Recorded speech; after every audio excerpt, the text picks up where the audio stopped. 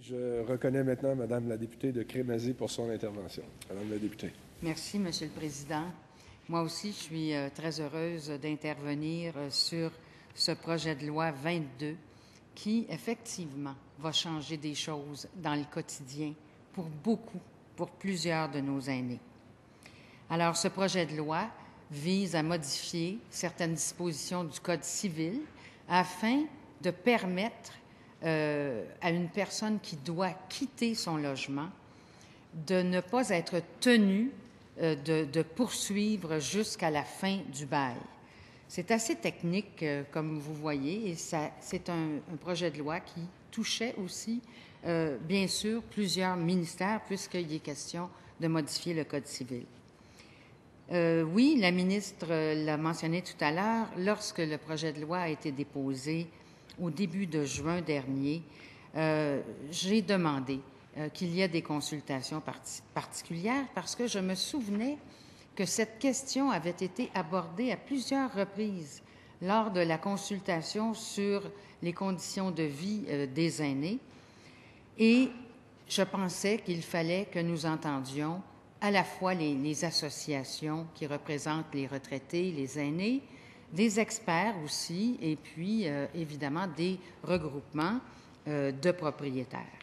Alors oui, il y a eu 16 mémoires qui ont été déposées et 13 groupes se sont présentés et ont fait vraiment des témoignages extrêmement intéressants. Il y a eu bien sûr l'Association québécoise de défense des droits des retraités, la FADOC, des associations aussi de propriétaires d'entreprises, regroupements des résidences privées du Québec et des experts, dont le docteur Régent Hébert, qui ont proposé plusieurs modifications à la loi. D'abord, je dois le dire, il y a eu une certaine déception lorsque le projet de loi a été présenté. La première version ne corrigeait pas la situation difficile où la personne aînée doit payer en double un logement parce qu'elle est forcée pour des raisons hors de son contrôle, que ce soit un handicap, que ce soit un déplacement vers un CHSLD, par exemple. Donc, elle doit payer en double un loyer. On le sait, quand on doit quitter son foyer pour entrer dans un CHSLD ou une ressource intermédiaire, c'est souvent vécu par les proches, par la personne elle-même, comme un événement très grave, bouleversant, tragique même. Alors, quand l'ennui financier s'y ajoute, là, ça devient extrêmement pénible pour certaines personnes. Monsieur le Président, lors de ces consultations, certains témoins ont proposé d'éliminer complètement ce délai. D'autres voulaient le réduire à 1 mois. On comprend bien que lorsque la santé d'un aîné se détériore à un point où elle doit quitter son logement, il peut y avoir des situations très difficiles où la personne et sa famille se retrouvent dans l'embarras. Situation inéquitable, disions-nous, et plusieurs l'ont mentionné. Très inéquitable de devoir payer en double pour le logement, mais aussi pour les services, que les services comme par exemple les repas ou les soins personnels, alors que ce déménagement est absolument hors du contrôle de la personne aînée. Et la ministre elle-même avait affirmé sur plusieurs tribunes qu'elle était sensible à cette question, que le délai ne devrait pas excéder 1 mois.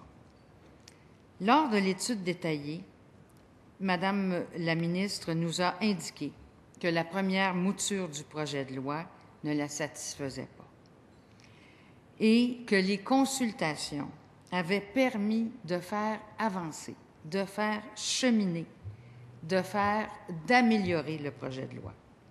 D'entrée de jeu, à ce moment-là, elle a présenté des amendements et des amendements fermes. Premièrement, le délai ne serait pas d'1 mois, mais passerait de 3 mois à 2 mois. C'est déjà une très belle avancée. parce que maintenant, les aînés et leurs familles savent qu'ils ne seront plus obligés de se rendre à la fin du bail si le logement n'est pas reloué, mais que la date maximum, le délai maximum sera de 2 mois, en fait, et si le logement était reloué avant ça, eh bien, le délai serait plus court. Et ces amendements aussi faisaient en sorte de distinguer le loyer lui-même et les frais qu'on dit afférents, les frais afférents. Un autre élément très important et qui nous a tous fait sursauter quand on a appris, pour plusieurs d'entre nous, que des personnes aînées qui n'habitaient déjà plus une résidence devaient quand même continuer à payer pour les repas, à payer pour des bains qu'elles ne recevaient pas, pour de l'accompagnement. Alors ça, c'est majeur. C'est vraiment une des très belles avancées de la modification, cette deuxième modification qui a été présentée. Aussi, évidemment, mais le projet de loi a précisé de quel lieu d'hébergement on parlait. Parce que la notion de foyer d'hébergement était, je pense, assez vétuste, hein, parce que dans tous les autres projets de loi, dans toutes les autres lois qui sont adoptées ici en cette Chambre, on parle soit de CHSLD, Centre d'hébergement et de soins de longue durée, de ressources intermédiaires, où on parle aussi évidemment de résidences privées pour aînés. Alors, ce qu'on a maintenant, c'est que la personne, quel que soit le lieu d'hébergement où elle habitera, parce qu'elle doit partir, changer de lieu de résidence pour recevoir des soins infirmiers ou des services d'assurance personnels que nécessite son état de santé. Donc, dans chacun de ces cas-là, elle ne sera absolument plus tenue de payer ce qu'on appelle les frais afférents. En somme, Monsieur le Président, le projet de loi a été grandement amélioré et pour un député, pour une députée, c'est ça qui compte, c'est ça qui est important. Je ne vous dirais pas que le projet de loi règle tout, mais c'est une avancée très importante pour nos aînés. Il va falloir continuer dans ce sens-là, ne pas lâcher. C'est notre rôle, le rôle de la députée, du député, de tous ici en cette Chambre, de s'assurer des meilleures conditions de vie pour l'ensemble de nos concitoyens, mais surtout pour les concitoyens et les concitoyennes qui sont dans un état de vulnérabilité. Alors, c'était avec beaucoup de confiance que je regarde ce projet de loi et Monsieur le Président, donc, bien sûr, je voterai en faveur. Merci, Monsieur le Président. Merci à vous, Madame la députée de Crémazie.